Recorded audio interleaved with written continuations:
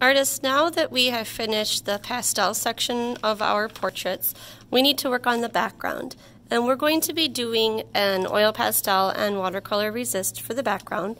So what I want you to do with oil pastels is either pick one pattern or do some multiple patterns. Multiple colors are really fun to try. And I want you to choose some oil pastel colors to create that pattern in your background. If you need some help or some inspiration on creating patterns or textures, you can use the handouts provided, or you can come up with your own ideas. So I would recommend that you use bright colors, so I would avoid things like browns or grays or blacks. And I just want you to add some pattern into your background.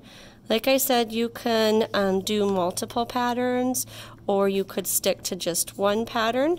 And I want you to create those with some nice, bright, bold colors. So I'm going to continue doing some patterns in the background.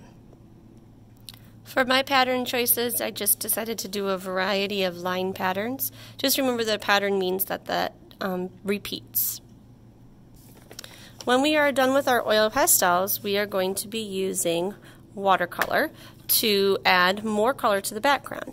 When we use watercolors that are in pans like this, we have to activate them in water. And what we want to think about is not mixing these colors together. We can mix colors on our paper, we can mix colors on our placemats, but we do not want to mix colors in our palettes. We want to make sure that we're doing a really good job taking care of our palettes. So I have my water, my sponge, my placemat, and my drawing. And when we are doing color for the background, remember that this oil pastel is going to resist the watercolor. You can choose to just do one color for your background, or you can do multiple colors. And I want you thinking about how your colors that are opposite of each other on the color wheel might really help these oil pastels stand out. If I were to put yellow paint on top of this yellow oil pastel, it wouldn't really give a very cool effect. So I'm going to look at the color wheel, and I'm going to kind of think about maybe colors that are across from each other on the color wheel. So a purple might be a good idea to put here because it would really help that yellow stand out. So I'm going to start by getting my brush wet, and I'm going to activate the purple. And then I'm just going to brush right on top of my paper, and you will see that that oil pastel is being resisted with that watercolor paint. Remember that we don't want to mix colors in the palette, but we could mix colors on the paper. So if I want to start mixing a different color in here, I don't want to take my brush right now and put it in the purple because it would contaminate the purple. So I'm going to try to get some purple off of the brush here. I'm maybe going to get some water, use that sponge to clean it off, try to get as much of that purple off of the brush before I go into another color. I can look at the color wheel again to help me know what colors I could mix. Remember, colors that are next to each other mix well. So I could mix some blue or some red with my purple. And I think I might try to mix some red. And once again, I can brush that right on top. And so color mixing is okay as long as it is done on the paper.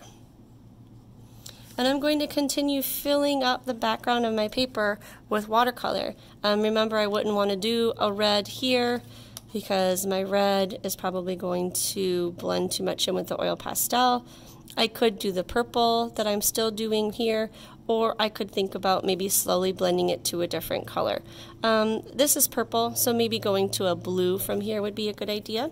So I'm going to clean my brush off and move to the blue.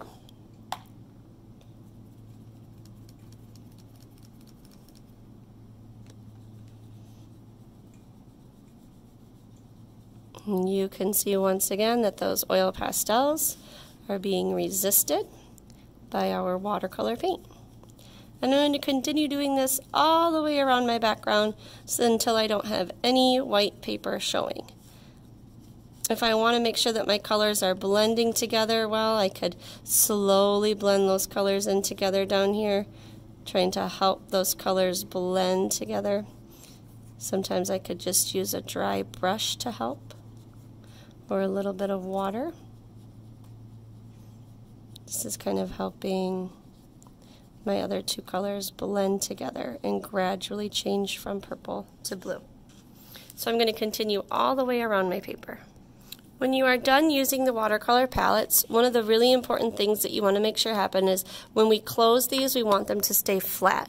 Because they have water in them from using them, if we were to tip them upside down, the colors could blend and mix together. So we want to make sure that we're keeping this palette flat when we carry it back to the spot where it came from. That way our colors